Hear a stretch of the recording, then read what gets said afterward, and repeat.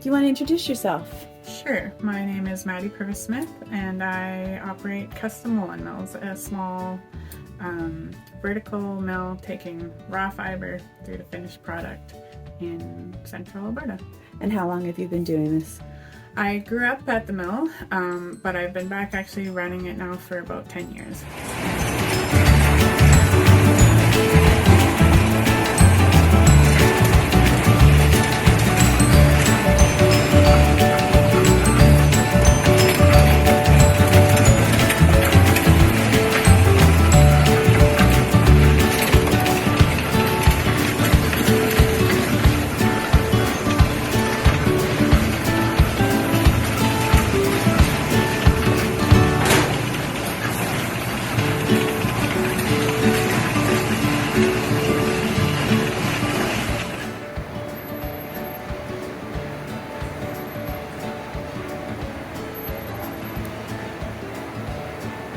And how have you seen in those 10 years, what kinds of changes or trends have you seen in wool?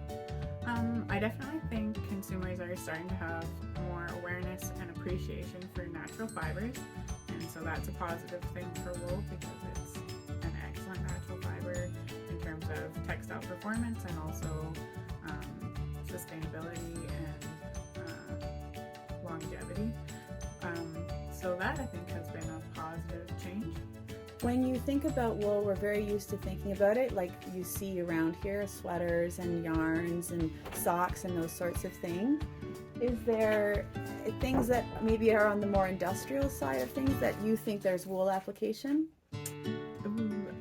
I do think wool is incredibly absorbent and it biodegrades naturally, so possibly on the industrial side of things there would be applications there and environmental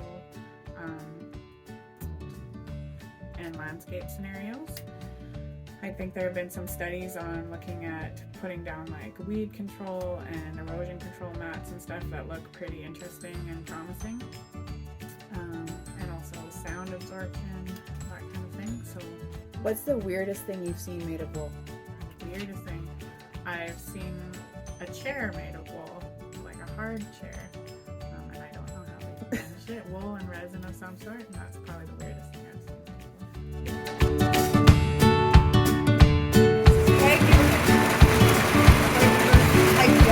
It's going to take about a half an hour to fold these. When you're dealing with producers, what are your most, as a processor, what is the biggest challenge that you face dealing with sheep, wool growers and producers? Probably the biggest challenge dealing with the wool growing side is that wool is a natural agricultural product, which means that it has a lot of variability, like the conditions of the pasture, how much rain or drought there is for the year will impact the quality of the wool, how much, like sheep live sheepy lives, so they get vegetation and bits of branches, and if there's weeds in the field it gets in their wool, and so we really have to be flexible in finding wool that is like free enough of those things that we can work with it, but also we try to maintain long-term relationships with producers, and you want to be able to work with people. If last year their wool was pristine and this year they had a hard year, you want to be able to work with them around that. And so having flexibility in our product line and our processing so that we can deal with some of those changes and variability is a big challenge.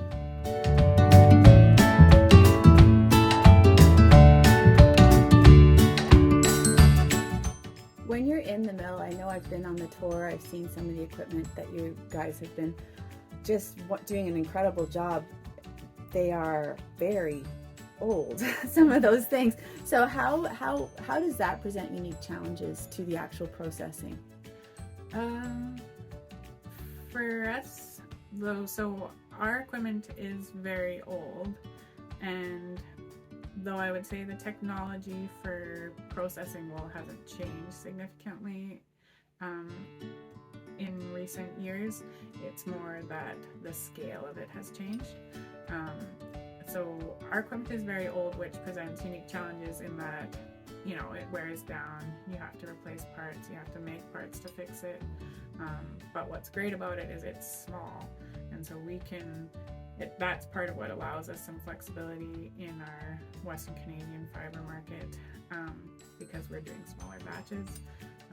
As the wool industry grows, or you get into larger industrial applications, the equipment is bigger, the batches have to be more uniform and bigger. And when you're dealing with the public, and when you have people who do the tours, or they want to be involved, they want to be involved in wool in some level as a consumer, where are the big talking points? What are the challenges that you have there, the communication issues that you may have there? I think it also relates to understanding agriculture products and variability, and I feel that our culture, you know, tends more and more towards an idea of perfectionism that is a visual idea of perfect, and so that means that sometimes consumers are less tolerating of agricultural imperfections, and there's definitely a disconnect between how something starts out and the finished product that people expect. And so connecting those things, and, you know, I know, for example, when it comes to cotton and unbleached cotton, you can sometimes see little flecks of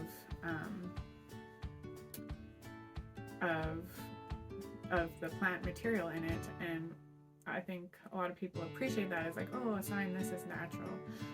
And I would think that the same kind of symbolism with wool would be good, because it, you know, instead of seeing it as a negative sign that this got an imperfection in it, a positive sign that this has been minimally processed, it's been cared for in terms of how it goes through the environment, and it represents something that is going to go back to the earth relatively easy.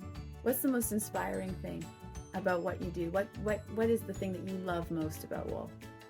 The thing that I love most about wool is that, like, 2 hours ago it was a raw product that came off of a sheep, and at the end of the day it can be finished yarn that we're ready to knit. Like, mostly it doesn't happen that quickly in the mill, but it's possible, and that is absolutely amazing to just have a clothing item or like a textile piece, whether it's industrial or consumer, that is so close to nature that it is like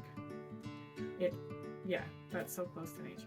What do you see for the wool industry in our part of the country in, say, the next 10 years? I think unless we can communicate with producers about wool uniformity, and, you know, there's so many different breeds of sheep being grown in Western Canada, and they all have different wool characteristics. And while that's okay for us because we're small and flexible, that makes it really challenging for the industry as a whole to progress and succeed. And so if we can work with producers to kind of choose some uniform breeds and work with wool along with the focus on meat production, which is the main focus of most operations, then wool has a bigger potential for having a space in industrial design and stuff like that. But as it is right now, if things keep, you know, if we introduce hair breeds of sheep mixed in with wool breeds of sheep and stuff like that, then the wool industry will probably struggle more than it has. Do you envision a future where there is more facilities like your own in Western Canada, or do you think that one large facility would be the answer to our wool processing backlog? I'm not too sure. I think I don't know that there's a backlog in terms of what the consumer demand is. So I think if consumer demand can be grown, then large facilities, small facilities, whatever, that would be excellent. But in terms of, I think and the facility has to match the consumer demand. So there's wool pellets, which are like a landscaping and gardening additive, which takes very minimal processing, and I think that's a really excellent way to deal with a backlog of wool processing right now, today, tomorrow, like this year. That's awesome. And then again, just building consumer demand and knowledge about those products. How about things like some of these loose networks that are going on across the country, whether it's Campaign for Wool or some of the fiber sheds? Do you see value in those networks going forward?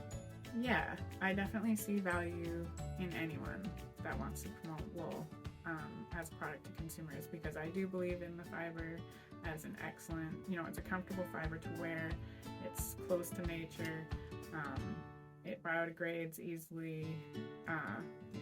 It's long lasting, and so I believe that Canadian consumers, it's the perfect fiber for Canadian consumers. So anyone that's promoting that, I think it's excellent.